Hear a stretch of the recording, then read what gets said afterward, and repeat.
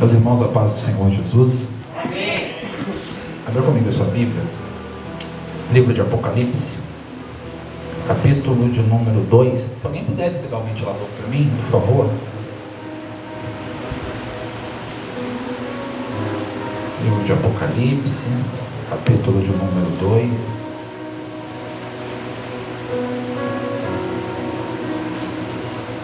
Obrigado.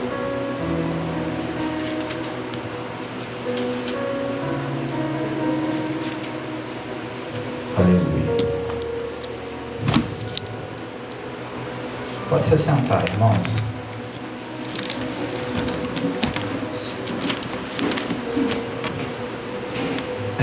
Eu vou pregar basicamente um resumo de tudo que já foi falado aqui em cima do altar. Eu não sou muito de pedir para Deus confirmar a mensagem no meio do culto, porque eu sei que Deus falou comigo, e se Ele falou comigo, está confirmado.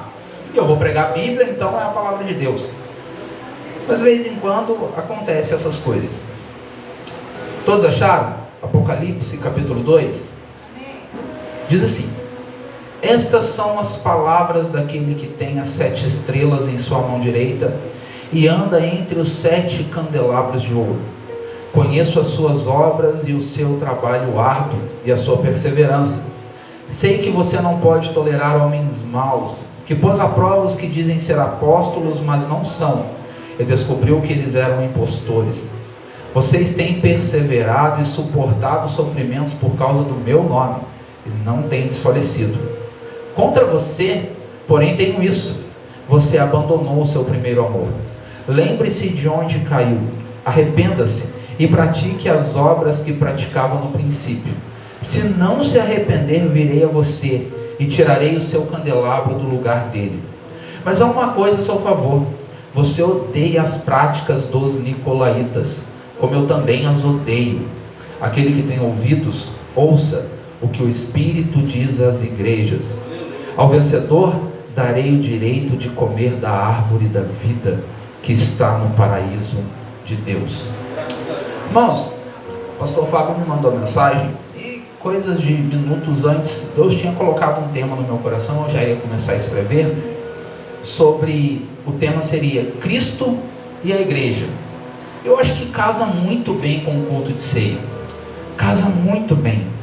Porque hoje, culto de ceia é dia de relembrar o preço que Cristo pagou na cruz por nós. Hoje é o dia que nós trazemos à memória o sofrimento de Cristo por amor à sua igreja. O preço que Ele pagou para nós podermos estar aqui.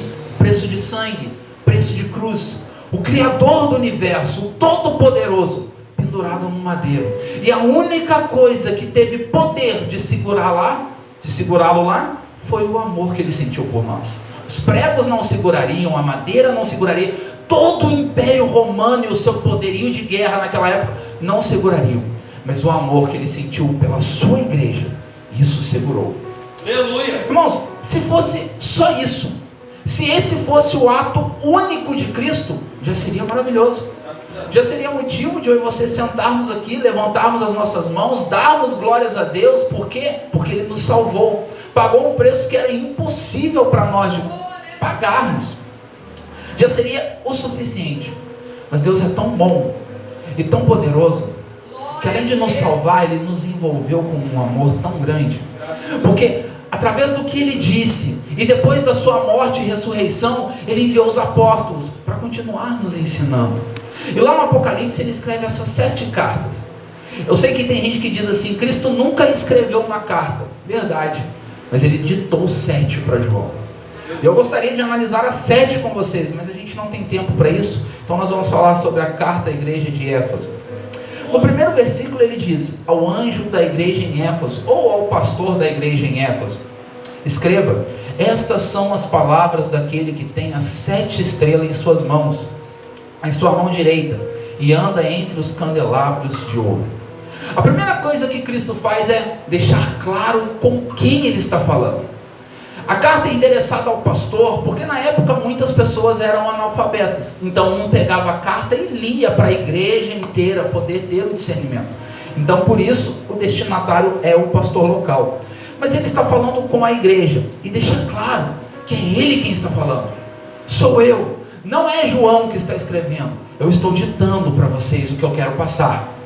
E ele usa dois símbolos maravilhosos, estrelas e candelabros. Ambos, neste contexto, representam as igrejas, as 7 igrejas que ele ia falar, as igrejas do mundo antigo, que funcionavam como uma luz para o mundo. E por isso o exemplo de estrelas, a estrela que guia o nosso caminho mais longe, mas também um candelabro, que mostra o próximo passo que a gente tem que dar. É como ele diz no Salmo: eu sou luz para o vosso caminho e lâmpada para os vossos pés. Por que isso? Farol alto para você enxergar lá longe, mas também farol baixo para você enxergar o que está na sua frente. Cristo está mostrando: eu cuido de você no seu caminho lá na frente, mas eu cuido de você aqui e agora também. Eu garanto a sua salvação lá na frente, mas o aqui e agora eu estou cuidando também. Ele mostra que as igrejas funcionavam como luz para o mundo, mostrando o caminho para a salvação. E outra coisa, a primeira coisa que Cristo vai dizer para a igreja é: tenho na minha mão direita. O que ele quer dizer com isso? Ele está dizendo assim: olha, essas são as palavras daquele que sustenta a igreja. Essas são as palavras daquele que com mão forte tem mantido a igreja de pé. A igreja continua nas minhas mãos. Eu não perdi o controle, eu não perdi o poder sobre a igreja. E ele cita a mão direita para mostrar força, para mostrar poder e dizer: eu ainda estou no comando. Eu sou Deus que tem sustentado a igreja. Eu sou o Senhor que tem o poder para manter a igreja de pé. Eu tenho o controle, sou eu quem sustento vocês. Quem mantém a igreja sou eu. Quem domina sobre a igreja sou eu. E como Ele está sobre a minha forte mão, ninguém a toma. Ninguém tem poder de nos tirar da mão de Cristo. Ninguém tem o poder de nos arrebatar da mão do Senhor. Ninguém. Estamos seguros nas mãos do Senhor. A segunda coisa que ele diz nesse versículo é: aquele que anda no meio da igreja. Irmãos, isso é maravilhoso, isso é lindo. Ele diz: eu tenho controle, eu sustento vocês, mas eu também ando no meio de vocês. Jesus está dizendo: eu estou perto de vocês. Eu não sou um Deus de longe, mas eu sou um Deus de perto. Eu não sou um Senhor que simplesmente dá uma ordem e sai e espera que você capacita. Não, eu sou um Senhor que dá a ordem, mas eu capacito você para cumprir. Eu sou o Senhor que dá a ordem, capacito você para cumprir, mas eu ainda fico perto. Se precisar de ajuda, eu estou aqui. Se precisar de auxílio, eu continuo aqui. Ele nos dá a ordem, Ele nos dá o mandamento, mas Ele continua conosco, nos fortalecendo para cumprir os mandamentos dEle. É um Deus de perto. E se tem algo que nós temos certeza, é que perto está o Senhor. Como Paulo diz na carta aos Efésios: perto está o Senhor. Agora, que nós temos a certeza que o Senhor está perto, que Ele caminha no meio da igreja, que Ele sustenta a igreja na sua mão direita. Eu te faço uma pergunta: o que tem poder para nos afligir? Se eu sei que Deus está perto, se eu sei que Ele sustenta a igreja com a sua mão, o que pode nos afligir? O que pode trazer para nós aflição de espírito? Nada. Perto está o Senhor. E se perto está o Senhor, perto de nós, o que pode nos trazer angústia? O que pode nos trazer aflição? O que pode nos tirar da mão do Senhor? Aí você vai me dizer: mas você não sabe o que eu estou passando. Eu sei que eu não sei, mas eu sei que perto está o Senhor. Eu sei que Ele caminha no meio da igreja. Eu sei que se você está aqui, você entregou sua vida para Ele. E se Ele está caminhando, o autor da vida está do seu lado, agora, só esperando você falar. Paulo diz: não andeis ansioso com coisa alguma, mas antes entregai a sua súplica com ação de graças perante o Senhor. Meu Deus, que pode nos afligir? Ele caminha no nosso meio, Ele nos sustenta com a sua mão poderosa, e Ele está no meio de nós. Ele está caminhando no meio da igreja. Eu costumo dizer que a igreja não salva ninguém. A igreja em si, isso daqui, não dá nada, porque está um monte de seita espalhada por aí. Essa reunião não muda nada. A igreja não salva ninguém. Calma aí, Rafael, vai todo mundo embora. Não, mas é onde o salvo quer estar. Por quê? Porque ele sabe que Cristo caminha no meio da igreja. A gente sente sim a presença de Deus em casa, a gente sente a presença de Deus na rua, a gente sente no trabalho, mas parece que aqui é diferente. Parece que tem uma coisa na igreja que nos atrai, que nos chama, que faz a gente querer estar aqui. Por quê? Porque o Senhor caminha no meio da igreja. Ele está caminhando para a igreja. Sabemos que Ele está aqui. Irmão, você tem noção disso? Deus Todo-Poderoso, o Criador do Universo, o Elohim, o El Shaddai, o Adonai, o Deus forte em batalha, aquele que é grande, que a terra é simplesmente um estrado para os seus pés, está caminhando do seu lado, olhando para você e dizendo: olha, você está nas minhas mãos, eu cuido de você, eu zelo por você. Versos 2 e 3 diz o seguinte: conheço as suas obras e o seu trabalho árduo e a sua perseverança. Sei que você não pode tolerar homens maus, que pôs à prova os que dizem ser apóstolos, mas não são, e descobriu que eles eram impostores.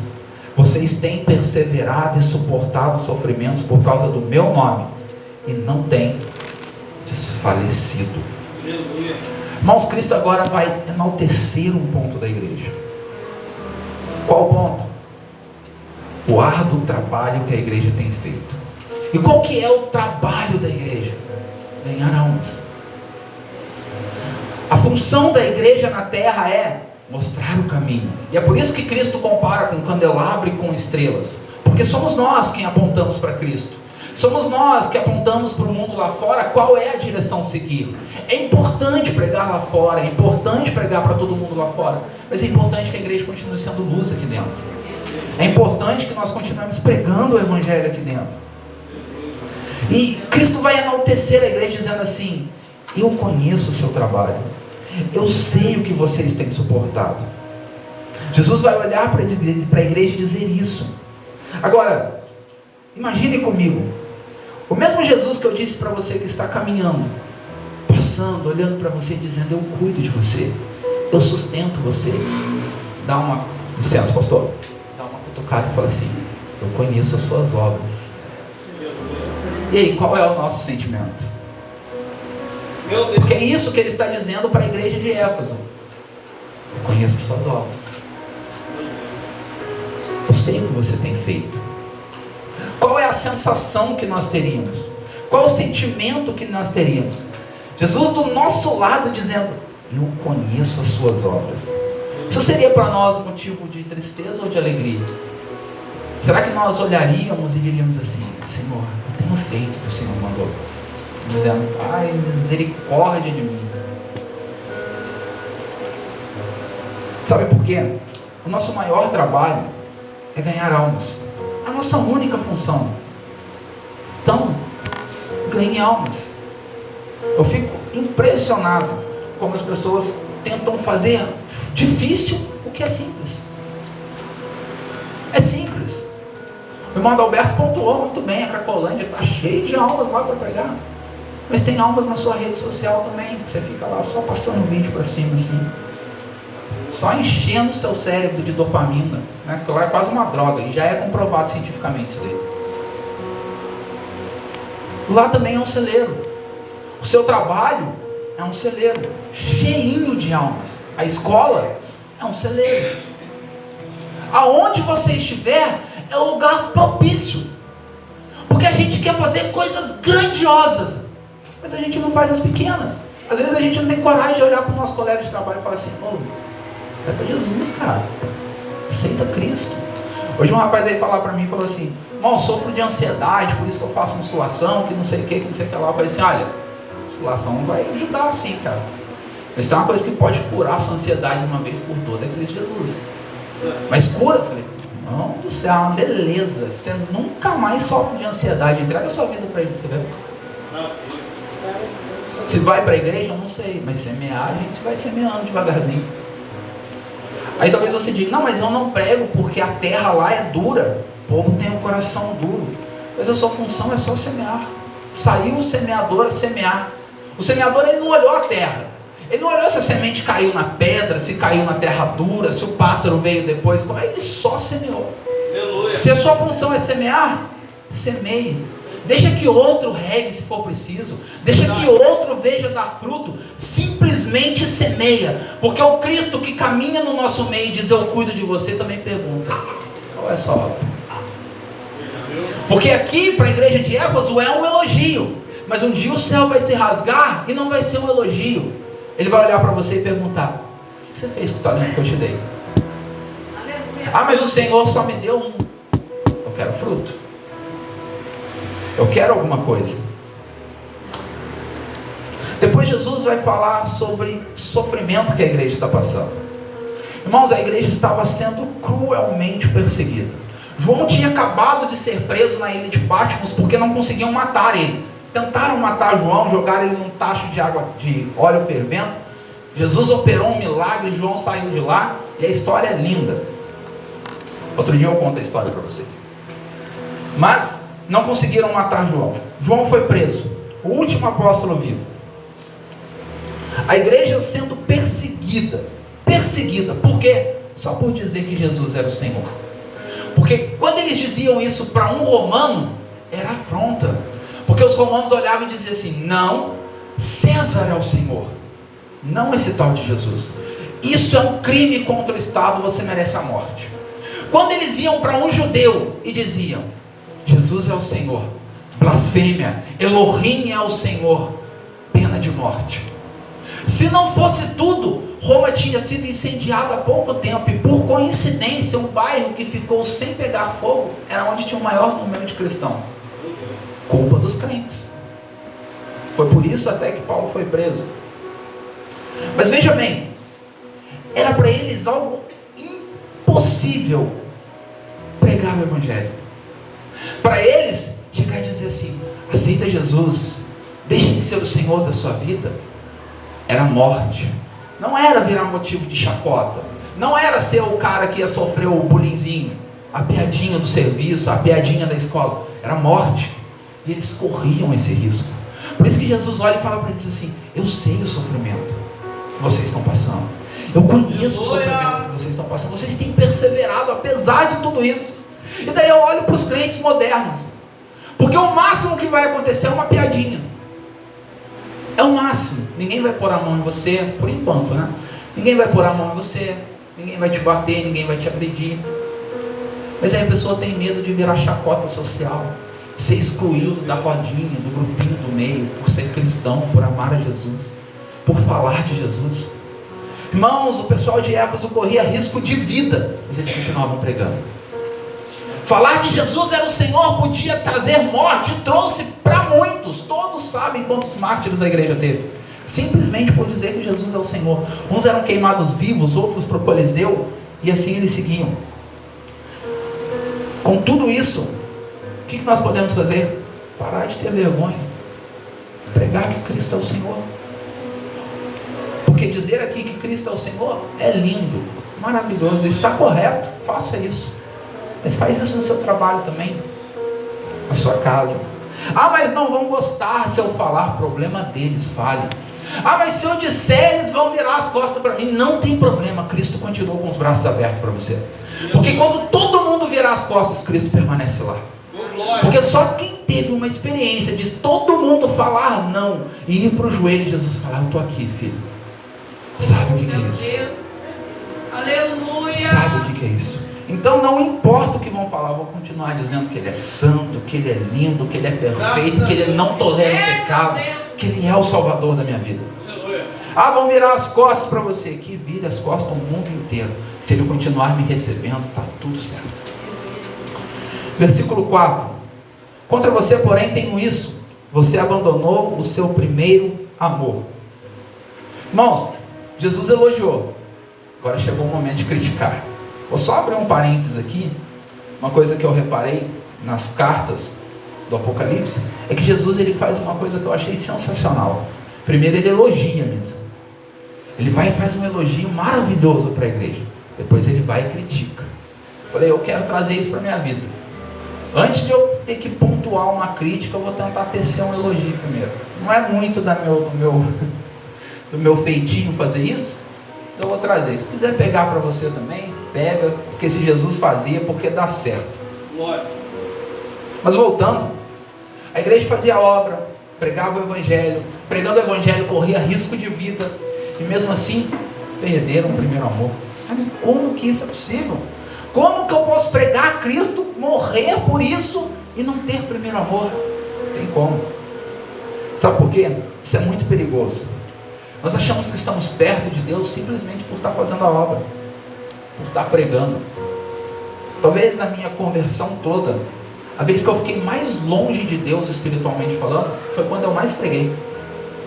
Cheguei a pregar todo dia, de uma semana inteira, ficar cansado e estar longe de Deus, fazendo a obra com amor, com disposição, com carinho. Eu queria fazer, amo pregar, mas longe de Deus, porque se tornou automático, se tornou mecânico. As pernas não tremiam mais no púlpito, a mão não suava mais. Até que eu olhei e falei, não é isso. Alguém me chamou a atenção numa pregação. Eu falei, não é isso. Não adianta nada nós ganharmos o mundo inteiro e perdermos a nós mesmos. As pessoas vinham na frente, aceitavam a Cristo. Talvez não seja o método mais eficiente, mas elas vinham, aceitavam a Jesus. 6, 7, 8 almas. A gente adora contar, postar na rede social depois, porque dá mais agenda ainda. Mas eu mesmo estava longe de Deus, mostrando o caminho para os outros e indo em direção oposta. Porque às vezes nós estamos tão envolvidos com a obra de Deus, tão envolvidos com a obra, que nós começamos a entender que a obra é Deus. E não é isso. Jesus nos quer trabalhando na obra, nos quer pregando, nos quer fazendo a obra, ganhando almas.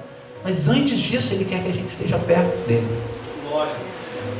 A obra tem que ser fruto de um relacionamento íntimo com Deus, porque senão a gente perde, a gente falha no que nós temos que ter de excepcional, de essencial, estar perto de Deus.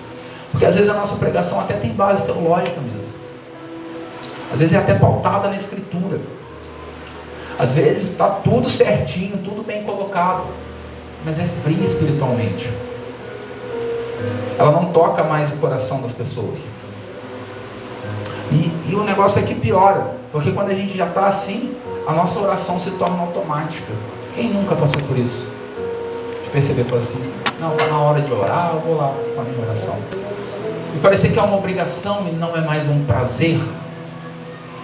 A gente dobrar o joelho e entender que a gente está falando com o Criador do Universo, com o nosso Salvador, com o nosso Senhor. A gente precisa entender. Lembra do que aconteceu com Eli, o sacerdote? Tinha cargo, tinha unção, tinha posição, fazia a obra, mas quando Deus quis falar com alguém, foi buscar um menino, porque o sacerdote estava tão envolvido ali com a obra, que ele precisou falar com uma criança, para tentar trazer o sacerdote de volta para a presença dele. A gente não pode cair nisso. Não é simplesmente uma cerimônia, não é só uma pregação, não é isso. Cristo não quer somente isso de nós, Cristo quer o nosso coração. Aleluia. Fazer tudo isso, eu já disse aqui uma vez, vou repetir, é status. Púlpito é status, cantar aqui na frente com as irmãs é status, é status. Agora, intimidade com Deus, irmãos, nada paga. Meu Deus! Não tem preço. Versículo 5, eu vou encerrar aqui, por causa do tempo. Jesus diz assim: lembre-se de onde caiu, arrependa-se e pratique as obras que praticava no princípio. Se não se arrepender, virei a você e tirarei o seu candelabro do lugar. Talvez você sinta que isso aconteceu com você. Eu perdi totalmente, Rafa, está tudo no automático. Minha oração é automática. Quando eu oro, venho aqui no púlpito para dar uma saudação, mas é por vir, já é mais uma obrigação do que um prazer. Está tudo no automático. Jesus está dizendo para você: lembra como isso aconteceu? Olha lá para trás e vê como que aconteceu isso daí. Vê os processos que aconteceram, que te levaram para isso. Que caminho você fez até chegar à situação que você está. Tá bom, Jesus, eu faço, eu vejo isso, mas o que eu tenho que fazer agora? Volta. Eu continuo lá no mesmo lugar. Você me deixou para trás, eu fiquei. Aleluia. Ainda estou te esperando lá no quarto da oração. Ainda estou te esperando naquela intimidade para montar a saudação. Eu ainda estou te esperando quando você deitava e abraçava o travesseiro e falava, pai, Meu fala Deus! comigo. Eu estou lá. É só você olhar o caminho que você fez e voltar. É igual Eliseu fala para Naamã, mergulha no Jordão. É algo simples. Porque a gente quer o extraordinário. A gente quer que a gente venha aqui no culto e Deus fale conosco, use o pregador, que o pregador saia daqui, coloca o dedo na nossa cara e aponta o dedo e fala assim, isso, aquilo. Isso que eu estou falando para você. Olha, examina você mesmo e volta. Não, mas Jesus, não, só volta. Eu continuo lá no mesmo lugar. Aleluia! No mesmo lugar. Meu Deus. Eu não quero. Estou bem assim do jeito que eu estou, tá legal, tá certo. Cristo disse, se não fizer, eu vou mover a igreja de lugar. Olhando para isso aqui, eu falei, Jesus é maravilhoso. Porque se a gente fosse, talvez, levar pelas nossas emoções, tá rejeitando, irmão, então vai para o inferno. Jesus falou assim, não, só vou mexer com você. Só vou mudar você de lugar. Veja que Cristo não ameaçou fechar a igreja, não ameaçou mandar para o inferno, ele disse, eu vou mexer com você. Você não vai voltar? Não, então eu vou mexer com você. Aleluia! Nem que eu tenha que mudar você de lugar, mas eu não te perco. Nem que eu tenha que bagunçar sua vida inteira, eu não te perco. Nem que eu tenha que te levar para o vale, te colocar no deserto, te colocar na prova, eu não te perco. Por que, Jesus? Porque você está na minha mão. Aleluia! Porque eu estou perto de você. Sou eu quem cuido, sou eu que guardo. E aí, para nós encerrarmos, você tem duas opções. Você que está nesse caminho. Ou você volta sozinho, examina a si mesmo e volta. Que Jesus continua no mesmo lugar, ele só está pedindo para você voltar sozinho, e aí você encontra misericórdia. Ou ele te puxa. Irmão, como é difícil quando Deus puxa a gente. Mão do céu. A gente passa no estreito. É como dizem, né? Horrível coisa é cair nas mãos do Deus vivo. Falei que eu ia encerrar mais um minutinho só. Versos 6 e 7. Mas há uma coisa a seu favor. Você odeia as práticas dos nicolaítas, como eu também as odeio. Aquele que tem ouvidos, ouça o que o Espírito diz à igreja. Ao vencedor darei o direito de comer da árvore da vida que está no paraíso de Deus. Irmãos, quem eram os nicolaítas? Eles pregavam uma teologia liberal. Mais ou menos o que o pastor Fábio falou aqui. Olha, o que importa é o seu espírito. O que você fizer, está tudo certo. Quer imoralidade sexual, faça o que você quiser. Não importa. Jesus já morreu por você. Seus pecados estão perdoados. Está tudo certo. Todos os seus pecados estão perdoados. E sabe por que é perigoso? É uma verdade misturada com uma mentira. Os nossos pecados realmente estão perdoados, mas isso não me libera para fazer o que eu quero. Não é porque os meus pecados estão perdoados que eu vivo numa vida de imoralidade. Não é porque Jesus morreu por mim que eu posso fazer o que eu quero. Porque senão eu não dou evidências de que Ele está na minha vida. E se eu não dou evidências de que Ele está na minha vida, Ele não está na minha vida. Nós pregamos aqui quarta-feira sobre as características do arrependimento. Uma delas é isso: dar frutos. Deem frutos dignos de arrependimento. Mateus capítulo 13. Aí você vai dizer, Rafa, mas isso aí hoje em dia não existe mais. Existe, ela só mudou um pouquinho de forma. Primeiro veio Nicolau, depois veio Marcião, pregando basicamente a mesma coisa. E hoje nós conhecemos como teologia da hipergraça. Sabe o que é pior? Esse tipo de teologia prega uma sedução para as igrejas, uma sedução para os irmãos que pode viver de qualquer jeito, que é tipo um Jesus hippie, paz e amor. Não, está tudo certo, está tudo bonito, tudo legal. Já te perdoei. Isso tem levado muitos para um caminho perigoso. E o que eu quero acentuar aqui é o próprio Jesus dizendo, eu odeio essas coisas. E sabe o que é pior? A gente compactua com isso. Eu não, Rafa, compactua, irmãos, compactua, porque eu estou na minha igreja, eu sei com o que eu estou falando. Porque a gente vê heresia pregada aqui por pregadores de fora, glória a Deus. Irmão, como que o povo levanta a mão e dá glória a Deus para isso? Como que você dá glória a Deus para um Deus que não existe? Está compactuando com isso. É o mesmo que você dizer para Deus assim: o que está escrito não vale, eu quero o que Ele falou. Irmão, profecia é uma bênção, mas não supera a palavra revelada.